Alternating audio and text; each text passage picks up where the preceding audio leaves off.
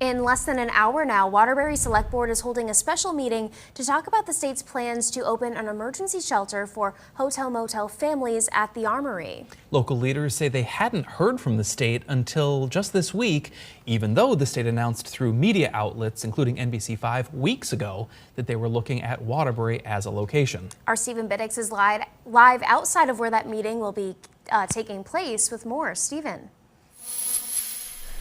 Yes, listen, Jack, so local leaders said that they finally heard from the Department for Children and Families and the state on Monday about this site at the Waterbury Armory, which is a very different story for Williston, where there will also be a site at the Old Vermont State Police Barracks. The town manager of Williston said he had been in conversation with the state for weeks, so it's a very different story from here in Waterbury. But yes, this meeting kicks off at 7 o'clock this evening, where the state is hoping to open up a clear line of communication with the state to make this an easier process for everybody.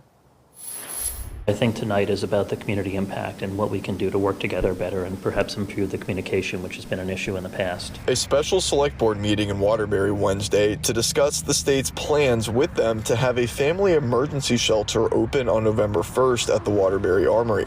At one point, it seemed unsure it was going to happen. It wasn't until Monday when I was 100% reassured that it was actually going to happen, because in the intervening week, I'd had a couple conversations. It seemed like the state was still struggling to perhaps make it work, but now we know they are. That questioning because of zoning and permit issues. The Armory is zoned to be run by state employees, not third-party providers. That has been the holdup the past couple weeks, in addition to the lack of communication from the state, a select board member said. This was also an issue when the state wanted a third party to run the Armory as an emergency shelter last March. So our zoning rules require for the state to directly operate the building.